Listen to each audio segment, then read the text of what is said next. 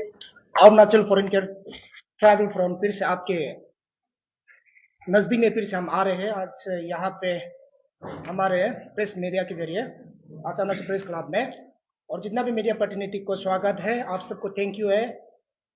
Arunachal foreign care travel from एक गंभीर मसला को लेके अरुणाचल का हमारे जनता लोग के लिए, इंडिजिनस पीपल अरुणाचल प्रदेश के लिए, फ्यूचर्स के लिए एक गंभीर मसला को लेके आज तक हम लोग लड़ रहे हैं। गवर्नमेंट लेवल में हम लोग रिप्रेजेंटेशन देते जा रहा है। उस गंभीर मसला को लेते हुए आज हमारे बीच में फिर से हमारे एफटीएफ के फाउंडर कम चेयरमैन श्री तादक नालो जी फिर से उसको आपको ब्रीफली आज बताएगा जनता के सामने में। तो मैं चाहूंगा कि हमारे सर जो है इसको कंटिन्यू करेगा।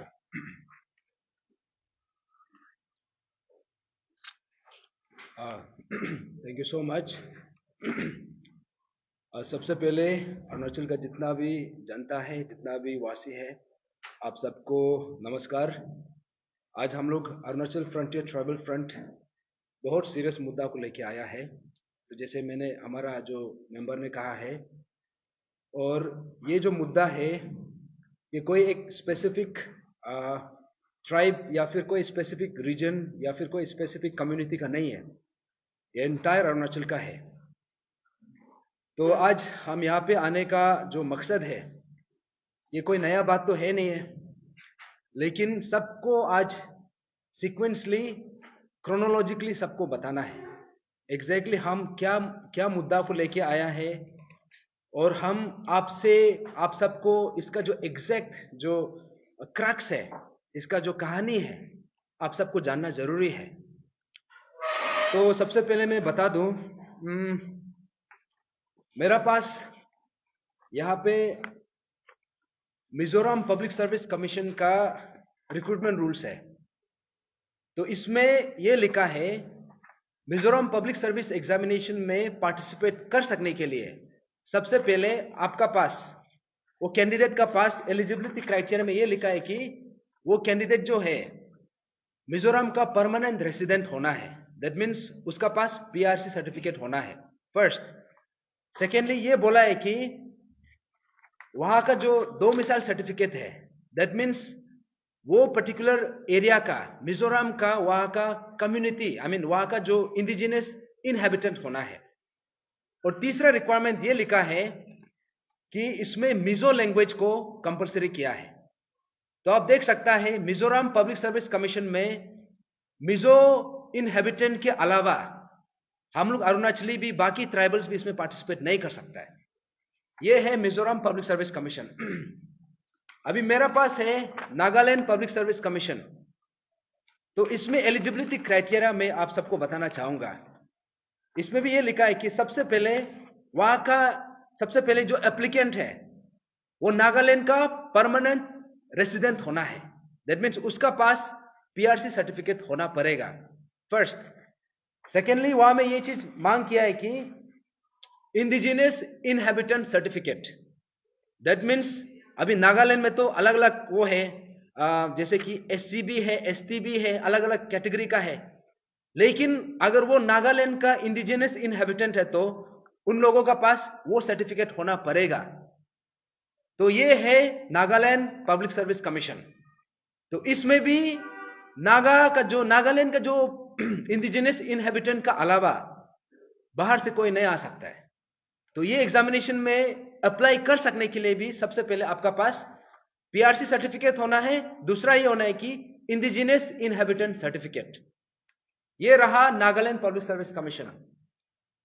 फिर तीसरा मेरे पास है Sikkim public service commission. Sikkim public service commission का भी क्राइटेरिया क्या है, एलिजिबिलिटी क्राइटेरिया। फॉर्म फिलअप करते समय में सबसे पहले आपको क्या मांगेगा, यहां में बोला है कि आप वहां का सिक्किम का परमानेंट रेसिडेंट होना है। दैट मीन्स सिक्किम का सिटीजन का अलावा, सिक्किम का रेसिडेंट का अलावा बाकी और कोई अप्लाई नहीं कर सकता है। That is the first requirement. That means वहां में पीआरसी मैंडेटरी है। सेकेंडली यहां में यह लिखा है कि Sikkim subject certificate. That means आप सिक्किम का, वहां का कंसर्न एरिया का कोई भी कम्युनिटी से आप बिलोंग कर जब करेगा तब जाके आप सिक्किम पब्लिक सर्विस कमीशन का एग्जाम में आप एलिजिबल होता है। वो भी जस्ट फॉर्म फिलअप करने के लिए भी। एग्जाम लिखना तो बहुत दूर का बात है, फॉर्म फिलअप करने के लिए। यह है सिक्किम पब्लिक सर्विस कमीशन। उसके बाद ये नॉन इतना 100% ट्राइबल स्टेट तो नहीं है, लेकिन ये हमारा नॉर्थ ईस्ट में सबसे बड़ा स्टेट है असम। असम में आप सबको पता है, इसमें हमारा अरुणाचल से पॉपुलेशन बहुत ज्यादा है। इसमें ट्राइबल्स भी है, नॉन ट्राइबल्स भी है, मिक्स है। तो असम में क्या ये रिक्वायरमेंट है? असम पब्लिक सर्विस कमीशन में ये है कि यहां में एग्जाम में अप्लाई कर सकने के लिए सबसे पहले आपको वहां का असम डोमिसाइल सर्टिफिकेट आपका पास होना पड़ेगा, फर्स्ट। सेकेंडली, आपका पास आप जो है वहां का परमानेंट रेसिडेंट ऑफ असम होना है। तो दैट मीन्स वहां भी पीआरसी मैंडेटरी है, वहां का जो डोमिसाइल सर्टिफिकेट मैंडेटरी है। तो अगर आपका पास ये नहीं है तो आप वहां में एग्जाम फॉर्म फिलअप भी नहीं कर सकता है। एग्जाम देना तो बहुत दूर का बात है, फॉर्म फिलअप भी नहीं कर सकता है।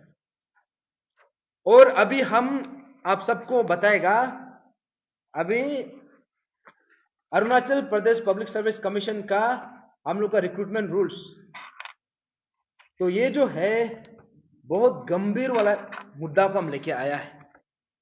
हमारा अरुणाचल पब्लिक सर्विस कमीशन का जो ये रिक्रूटमेंट रूल्स में ना तो कोई एसटी मेंशन है, ना तो कोई पीआरसी मेंशन है, ना तो कोई यहाँ पे इंडिजिनस इनहेबिटेंट सर्टिफिकेट मेंशन है, ना तो यहाँ पे डोमिसाइल सर्टिफिकेट मेंशन है।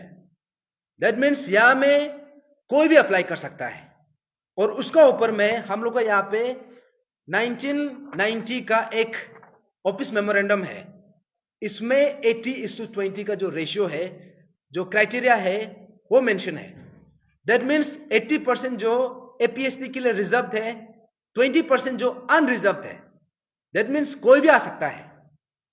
तो यहां पे आप सबको बताना चाहूंगा, यह बात मैं इसलिए बोल रहा हूं क्योंकि हमने देखा है कि Arunachal Pradesh public service commission का हिस्ट्री में for the very first time in the history of Arunachal Pradesh public service commission, और यहां पे जितना भी ट्राइबल स्टेट है नॉर्थ ईस्ट में, 2021 का APPSCCE 2021 उसका टॉपर जो है एक नॉन ट्राइबल है, एक नॉन APST है, और उसका नाम है अनमोल सिंह। हम यहां पे कोई इंडिविजुअल को टारगेट करने के लिए नहीं आया है, या फिर हम कोई पर्टिकुलर कम्युनिटी को ये करने के लिए टारगेट करने के लिए नहीं आया है। हम यहां पे आया है तो Arunachal Pradesh public service commission और हम लोग का यहाँ का जो रिक्रूटमेंट रूल्स है उसका सच्चाई, उसका जो ये आईना है वो दिखाने के लिए आया है। तो अभी जो भी इंफॉर्मेशन मैंने अभी जो शेयर किया, इसको आप सब देख सकता है, सब कुछ यहां में पब्लिक डोमेन में है। आप सब गूगल कीजिए, आप सब रिसर्च कीजिए, और कंसर्न पब्लिक सर्विस कमीशन का उन लोगों का गाइडलाइन को, उन लोगों का रिक्रूटमेंट रूल्स को आप भी कुछ गो थ्रू करके देखिए। मैंने कुछ स्टेट का ही नाम लिया है, यहां में अभी मणिपुर भी बचा है, मेघालय भी बचा है, और भी स्टेट्स है, और यहां पे ऑलमोस्ट सेम गाइडलाइन है। That means anybody apart from जो वहां का कंसर्न इंडिजिनियस इनहेबिटेंट का अलावा बाहर से कोई अप्लाई भी नहीं कर सकता है। एग्जाम देना तो बहुत दूर का बात है, अप्लाई तक नहीं कर सकता है। तो ये रहा मेन आज जो हम यहाँ पे आप सबको लेके आने का, आप सबको सामने में आके सबसे बातचीत करने का। तो ऐसा सिचुएशन में हमारा अरुणाचल प्रदेश का जो करंट सिनेरियो है, अभी बहुत लोग को पता भी नहीं होगा, बहुत लोग को मालूम होता होगा लेकिन बहुत लोग को पता भी नहीं होगा। अरुणाचल प्रदेश जो है सबसे सेंसिटिव, सबसे फ्रेजाइल और सबसे यहाँ पे ये वल्नरेबल स्टेट है एंटायर इंडिया में, सिर्फ नॉर्थ ईस्ट में नहीं है। क्योंकि अरुणाचल ऐसा एक लौता स्टेट है जो 3 डिफरेंट कंट्री से, 3 अलग अलग देश से इंटरनेशनल बाउंड्री शेयर करता है। एक भूटान है, एक चाइना है, और एक म्यांमार। वो है अरुणाचल का जो एक जियोपॉलिटिकल लोकेशन के हिसाब से। और यहां का जो हमारा जनजाति है, हमारा आज यहां पे ऐसा है कि जो हमारा डेमोग्राफिक डिविडेंड है, डेमोग्राफिक डिविडेंड का मतलब ये है कि working age population, that means 16 years से लेके 34 ईयर्स तक का जो एज गैप, ये पर्टिकुलर रेंज का जो उम्र का आदमी है, उम्र का लोग है, आज हमारा अरुणाचल में more than 60% of the population ये रेंज में आता है। तो दैट मीन्स आज हमारा अरुणाचल में इतना ज्यादा जो एलिजिबल कैंडिडेट्स है, इतना ज्यादा यहाँ पे वर्कफोर्स का रिक्वायरमेंट है, इतना ज्यादा यहाँ पे एम्प्लॉयमेंट का अपॉर्चुनिटीज का रिक्वायरमेंट है। और अरुणाचल प्रदेश जो है, यहाँ का जो पॉपुलेशन है केवल 15 लाख है। अगर हम 2011 का सेंसस का हिसाब से जाएगा तो उससे भी कम है। तो ये 15 लाख पॉपुलेशन जो है, हमारा एंटायर इंडिया का पॉपुलेशन से अगर हम रेशियो में कंपेयर करेगा, 15 लाख पॉपुलेशन और 1.5 बिलियन पॉपुलेशन, हम 0.001% ही सर्व है। लेकिन उसके बावजूद आप सबको मैं बताना चाहूंगा, अरुणाचल प्रदेश में आज जो अनएम्प्लॉयमेंट रेट है वो नेशनल एवरेज से भी ज्यादा है। और ऐसा सिचुएशन है कि आज हमारा यहाँ पे अरुणाचल में, तो आप सब देखा होगा, यहाँ पे प्राइवेट सेक्टर का एवेन्यूज ऑलमोस्ट नॉन एग्जिस्टेंट है। ना या तो कोई फैक्ट्री है, ना कोई इंडस्ट्री है, ना कोई मल्टीनेशनल कंपनीज है। तो यहाँ पे हर कोई, यहाँ पे एग्रीकल्चर का भी हम सही से नहीं कर पा रहे, ऑप्टिमाइज नहीं कर पा रहे। तो ऐसा सिचुएशन में अभी हम कहीं ना कहीं गवर्नमेंट जॉब या फिर गवर्नमेंट ये का अपॉर्चुनिटीज है, उसी पे डिपेंडेंट है। और आज हमारा स्टेट में ऐसा है कि हम लोग पहले जो चीज को हम लोग पहले वर्शिप करता था, एपीपीएससी, जिसको हम लोग टेम्पल ऑफ मेरिटोक्रेसी मानता था, लेकिन पिछले 2-2.5 साल में हम लोग देखा है उसमें किस हिसाब से स्कीम को अंजाम दिया जा रहा था। और हमने एपीएसएसबी को भी देखा है। तो इसी चीज को मद्देनजर रखते हुए हमने रिसेंटली 18 अक्टूबर को हमने एक लेटर लिखा। और वो लेटर जो है वो आइसोलेशन में नहीं लिखा है, क्योंकि इससे पहले यहां पे एक डिमांड रखा गया था। तो पिछले बार जो हमारा अंशु का जो प्रेसिडेंट है नाबम दोदुम सर ने 2021 का एंड में अरुणाचल गवर्नमेंट को रिप्रेजेंटेशन लिखा था अंशु का तरफ से। और जब अंशु ने प्रेजेंट किया तो वो सिर्फ अंशु तक लिमिट नहीं रहता है, वो सिर्फ निशी कम्युनिटी तक लिमिट नहीं रहता है, वो पूरा एंटायर अरुणाचल तक हम लोग ऊपर में लागू हो जाता है। क्योंकि उसमें एक मांग किया था पीआरसी को कंपलसरी करने का, एसटी पीआरसी को एपीपीएससी एग्जाम्स में। तो उसी को लेके हमारा honourable chief minister Pema Khandu sir ने, आप अगर उसका फेसबुक पेज का टाइमलाइन में जाएगा, 28 जुलाई 2022, that means more than 2 years पहले पेमा खांडू सर ने एक कैबिनेट डिसीजन के जरिए उन्होंने ये बोला है कि पीआरसी और एसटी को मैंडेटरी करने के लिए एक हाई लेवल कमेटी गठन किया जाएगा। तो 28 जुलाई 2022, उसके बाद 10 अगस्त 2022 में वो कमेटी गठन हुआ था। और इट वाज चेयर्ड बाय, उसका जो चेयरमैन था फॉर्मर एजुकेशन मिनिस्टर तबा तेदिर सर, उसका चेयरमैनशिप का अंदर में एक कमेटी गठन हुआ। तो 2022 से लेके 2024 तक 2 साल तक ये कमिटी जो है, ये पर्टिकुलर जो रिक्वायरमेंट, इसमें रिसर्च किया, इसमें एनालाइज किया और फाइनली रिपोर्ट को प्रिपेयर करके 9 जनवरी 2024 में, इसी साल का शुरू में जनवरी महीना में, वो रिपोर्ट को चीफ सेक्रेटरी के ऑफिस में सबमिट किया। और आप सबको पता है जब चीफ सेक्रेटरी को सबमिट करता है तो चीफ सेक्रेटरी तो ऑनरेबल चीफ मिनिस्टर का अंदर ही है, and chief secretary can not function without the direction of the honourable chief minister. That means वो रिपोर्ट को ऑनरेबल चीफ मिनिस्टर को सबमिट कर चुका था 9 जनवरी 2024। तो हमारा मानना यह था कि इतना समय हो गया तो शायद गवर्नमेंट इसको, क्योंकि गवर्नमेंट ने ही खुद से इसका हाई लेवल कमेटी गठन किया, उसका रिपोर्ट बनाया, वो रिपोर्ट को भी उन्होंने ऑलरेडी इकट्ठा कर लिया। तो हमारा उम्मीद यह था कि ये पर्टिकुलर रिपोर्ट को इसको इंप्लीमेंट करेगा। तो चौंकाने वाला बात यह था कि आफ्टर 9 months, दैट मीन्स 9 जनवरी 2024 में जब रिपोर्ट सबमिट हुआ, उसके बाद 9 महीने बाद 10 अक्टूबर 2024 में APPSCCE 2024 का जो एडवर्टाइजमेंट है, ये जो अभी कंबाइंड सिविल सर्विस एग्जाम है, ये 2024 का जो 15 तारीख को होने जा रहा है, इसको लेके एक एडवर्टाइजमेंट निकला। तो उसी एडवर्टाइजमेंट को हम लोग ने बहुत डिटेल में गो थ्रू किया, क्योंकि हमारा एक्सपेक्टेशन ये था कि बहुत साल से यहाँ पे 80-20 वाला रेशियो पहले से चलते आ रहा है। ये बार ये चीज को इसको हटा के एसटी और पीआरसी को कंपलसरी करना था। लेकिन हम लोगों को ये चौंकाने वाला एक डेवलपमेंट हम लोगों को पता चला कि ये पर्टिकुलर एडवर्टाइजमेंट में कहीं भी एसटी या पीआरसी मेंशन ही नहीं है। तब हम लोग को रियलाइज हुआ कि ये जो 9 जनवरी 2024 में जो रिपोर्ट सबमिट किया गया था हाई लेवल कमेटी का तरफ से, उसको इंप्लीमेंट किया ही नहीं है। तब जाके हम लोगों ने अरुणाचल फ्रंटियर ट्राइबल फ्रंट ने सबसे पहले हम वहां पे जाके एपीपीएससी ऑफिस में गया, तो वहां पे जाके पता किया कि ये पर्टिकुलर चीज जो है, ये एसटी पीआरसी को कंपलसरी करने का जो प्रोविजन है, जो क्लोज है, उसको एडवर्टाइजमेंट में एलिजिबिलिटी क्राइटेरिया में क्यों नहीं डाला है। तो हम लोगों को यह पता चलता है कि गवर्नमेंट का तरफ से कुछ डायरेक्शन आया ही नहीं है, क्योंकि एपीपीएससी भी अपना मर्जी नहीं कर सकता है। उसको भी गवर्नमेंट का तरफ से एआर डिपार्टमेंट जो डायरेक्शन, जो गाइडलाइन बनाता है, तो रिक्रूटिंग इंस्टीट्यूशन को उसी गाइडलाइन को फॉलो करना पड़ता है। लेकिन यहां पे तो कोई गाइडलाइन बनाया नहीं है। तब जाके हमने फिर से एआर डिपार्टमेंट में, एडमिनिस्ट्रेटिव रिफॉर्म्स डिपार्टमेंट को जाके पूछा, क्योंकि जो लेटर सबमिट किया गया था, जो रिपोर्ट सबमिट किया गया था, वो एआर का थ्रू से फॉर्मर जो एजुकेशन मिनिस्टर है उन्होंने सबमिट किया था।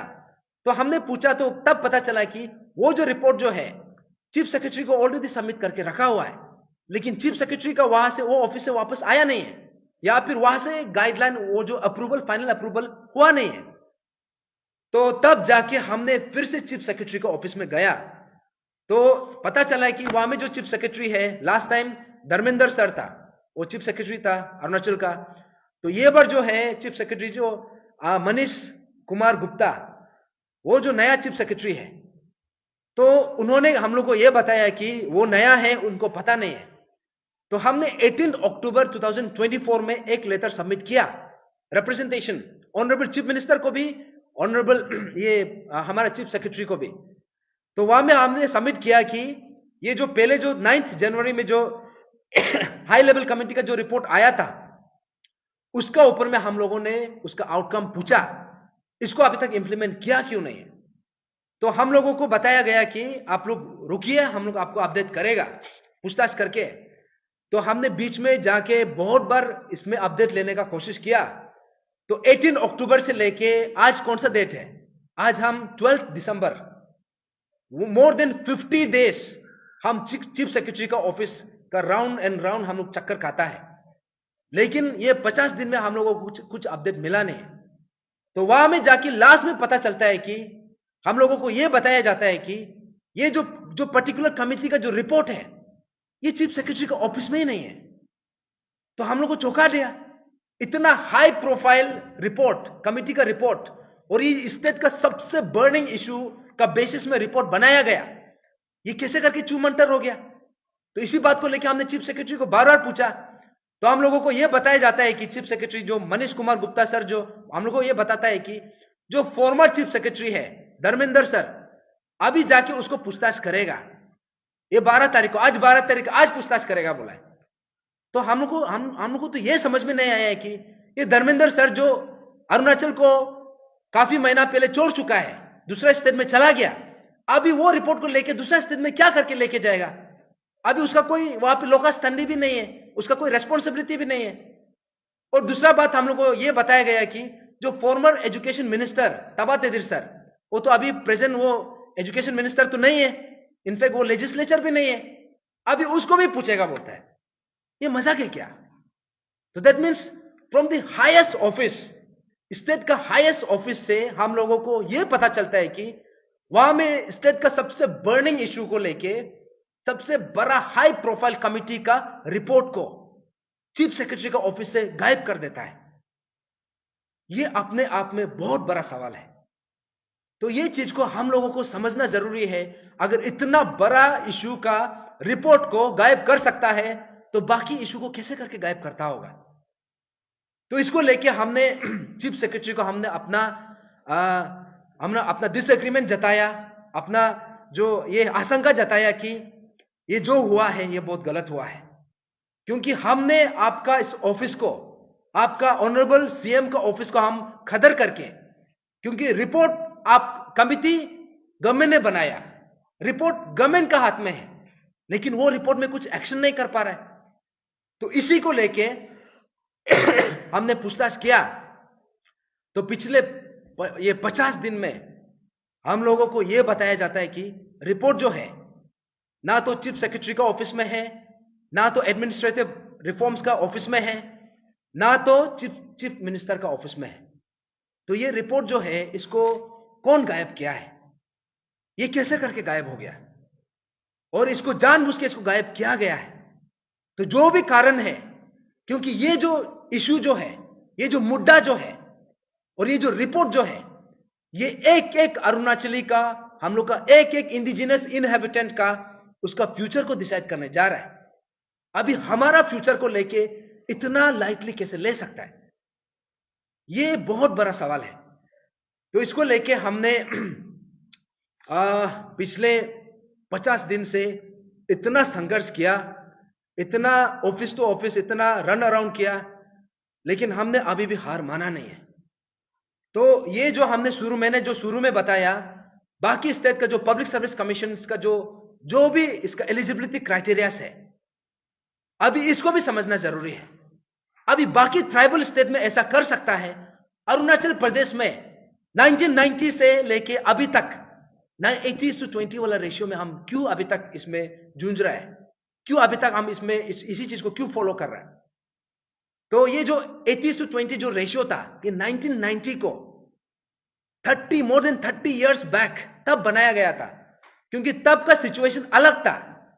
तब वहां का जो उस समय का जो सिचुएशन ऐसे था कि यहां में कोई पढ़ा लिखा वाला कोई इंसान भी नहीं था, बहुत गिना चुना था। ऐसे हो गया कि पोस्ट ज्यादा हो गया, ये एलिजिबल कैंडिडेट्स कम पड़ जाता है, ऐसा सिचुएशन था, उस समय का क्राइटेरिया है। लेकिन 30 इयर्स का बाद आज हमारा स्टेट का जो डेमोग्राफिक डिविडेंड है मोर देन 60% है। उसके बाद यहां पे जो अनएम्प्लॉयमेंट क्राइसिस है, ये नेशनल एवरेज से भी ज्यादा है। और यहां तक नहीं है, क्योंकि यहां में जो एपीपीएससी या फिर एपीएसएसबी में जो भी रिक्रूट होता है, ये अरुणाचल का फ्यूचर को डिसाइड करने जा रहा है।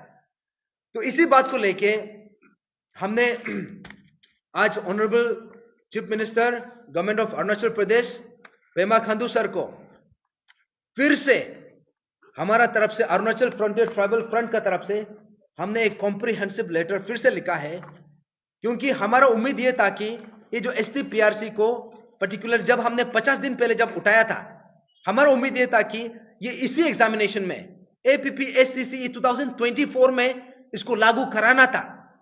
लेकिन 50 दिन तक हम लोग को एक ऑफिस से दूसरा ऑफिस में घुमा घुमा के लास्ट में अभी तक फाइनल हुआ नहीं है, और हम लोग को यह बताया जाता है कि रिपोर्ट गायब। ऐसा कैसा पॉसिबल हो गया?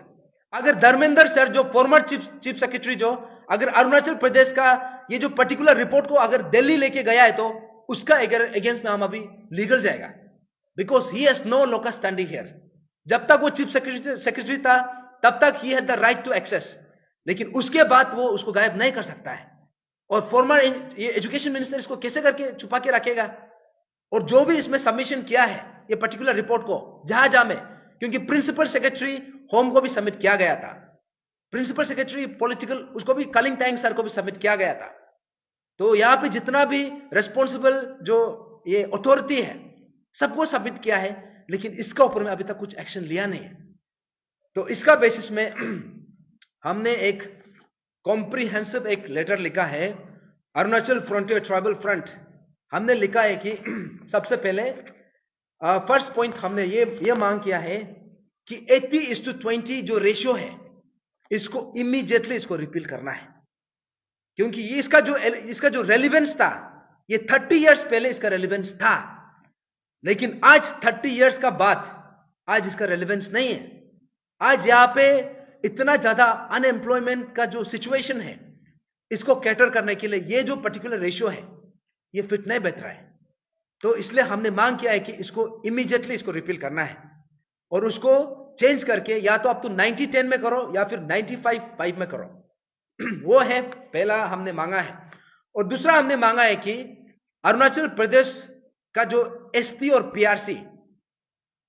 पीआरसी को अभी सिर्फ एपीपीएससी एग्जाम्स में नहीं है, अभी एपी एसएसबी एग्जाम्स में भी इसको कंपलसरी करना पड़ेगा, ये हमने मांग किया है। और तीसरा हमने जो मांग किया है, जो सबसे इंपॉर्टेंट, अभी one of the most important है, वो ये है कि हमारा जो ट्राइबल लैंग्वेज है, ट्राइबल डायलेक्ट है, क्योंकि यहां में जितना भी मैंने जो पब्लिक सर्विस कमीशन में जितना भी नाम गिन के सुनाया है, चाहे वो मिजोरम का हो, चाहे वो मणिपुर का हो, चाहे वो नागालैंड का हो, चाहे वो सिक्किम का हो, चाहे वो असम का हो, वहां पे वहां का कंसर्न अपना रीजनल लैंग्वेज को कंपलसरी किया है। तो हमारा अरुणाचल में यहाँ पे मोर देन 26 मेजर ट्राइब्स है, और यहाँ पे बताया जाता है कि मोर देन 100 सब ट्राइब्स है, लेकिन क्यूमुलेटिवली इतना ज्यादा हम लोग का ट्राइबल डायलेक्ट है। अभी इसको हम लोगों को यहां में हमने मांग किया है कि हमारा ट्राइबल डायलेक्ट को Arunachal Pradesh public service commission और Arunachal Pradesh staff selection board, ये दोनों में इसको कंपलसरी करना है। तो ये जो लैंग्वेज सर्टिफिकेट जो आप सबने देखा होगा, जो ये ग्राम डाक सेवा का जो पोस्ट था, उसमें भी लैंग्वेज का कंपलसरी करने का जो मांग किया है। सिमिलरली उसी सेम लाइन में हमने मांगा है कि अभी एपीपीएससी एग्जाम्स और एपीएसएसबी एग्जाम्स दोनों में एसटी और पीआरसी को कंपलसरी करना है, और दोनों एग्जाम्स में अभी ट्राइबल डायलेक्ट या फिर ट्राइबल लैंग्वेज को कंपलसरी करना है।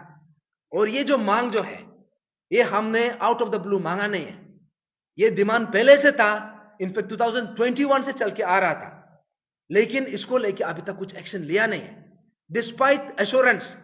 और अभी पेमा खंडू सर, आप अपना रिस्पॉन्सिबिलिटी से भाग भी नहीं सकता है, क्योंकि आपका खुद का टाइमलाइन में भी है, आपका खुद का कैबिनेट डिसीजन में है। 28 जुलाई 2022 का कैबिनेट डिसीजन को आप देखिए। तो इसलिए हमने ऑनरेबल सीएम सर को फिर से रिमाइंड किया है, आपने जो अभी तक नहीं कर पाया, now is the right time.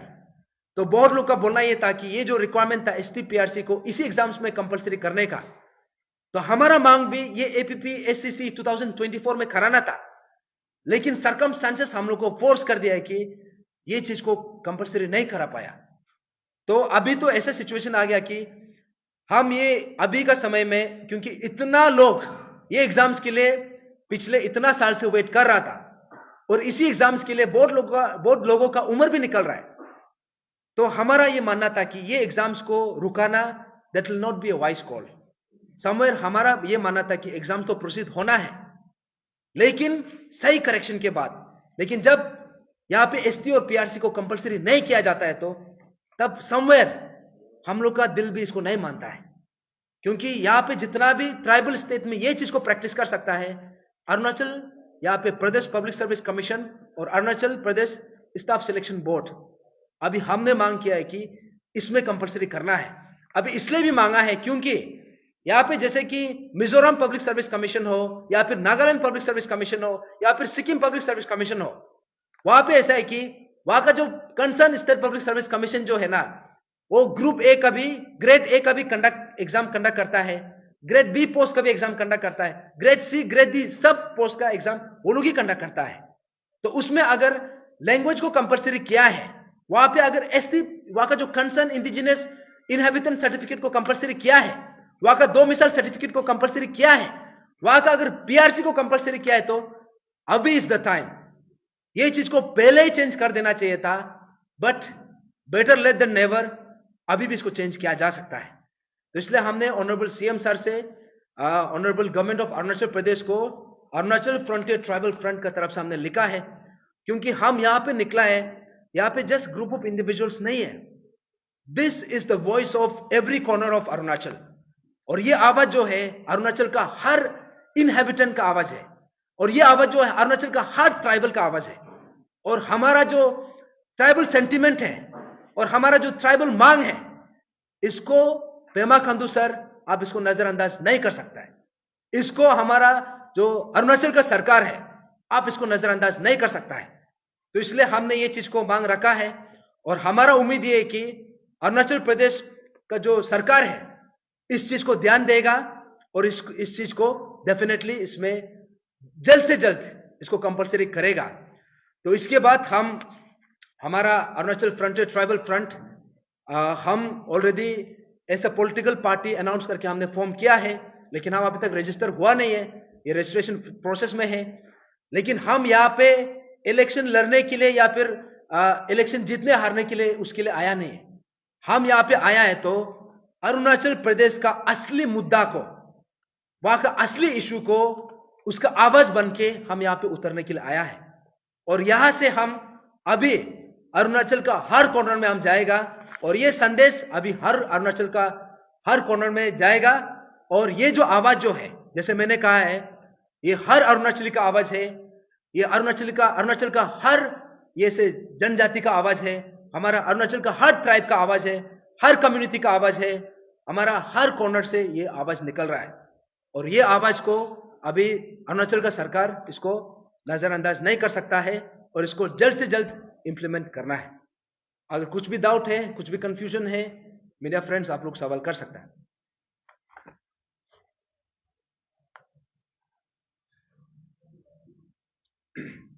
और एक बात मैं बता दूं, यहां पे एक दो कंफ्यूजन था। यहां पे ऐसा है कि बहुत लोगों का बोलना था कि अरुणाचल प्रदेश में एसटी क्यों मांग रहा है, यहां पे दूसरा सर्टिफिकेट, दूसरा रिजर्वेशन भी तो मांगना है। यह बात मैं क्लियरली बता दूं, अगर ऐसा कोई बोल रहा है तो वो कोई इग्नोरेंट वाला ही बात कर रहा है। क्योंकि अरुणाचल प्रदेश में 100% एसटी पॉपुलेशन है, ना तो यहां में एससी पॉपुलेशन है, ना तो ओबीसी पॉपुलेशन है। यहां में 100% शेड्यूल ट्राइब पॉपुलेशन है, ये एक बात है। और दूसरा बात, यहां में ऐसा भी बोला जाता है कि ये जो नॉन एपीएसटी जो है, ये में अपना उसका जो सर्विस में उसका जो ड्यूटी में वो ज्यादा एफिशिएंट है, अभी उसको रखना है। लेकिन ये बात मैं बता दो, अगर ऐसा बात है तो मिजोरम में भी उसमें भी एफिशिएंट होना चाहिए, नागालैंड में भी होना चाहिए, और उसके बाद जो मणिपुर में भी होना चाहिए और सिक्किम में भी होना चाहिए। लेकिन वहां पे तो 100% करके रखा है। अगर ट्राइबल ऑफिसर अगर अपना काम नहीं कर रहा है तो तब तो एसओपी को स्ट्रेंथन करना है। अभी जितना भी ऑफिसर है उसको काम करने में मजबूर करना है। हम यहाँ पे एक्सक्यूज नहीं दे सकता है। तो इसलिए अगर कुछ भी डाउट्स हैं, कुछ भी कंफ्यूजन है, मीडिया फ्रेंड्स आप लोग पूछ सकते हैं। Any question, any doubt? Okay, thank you so much.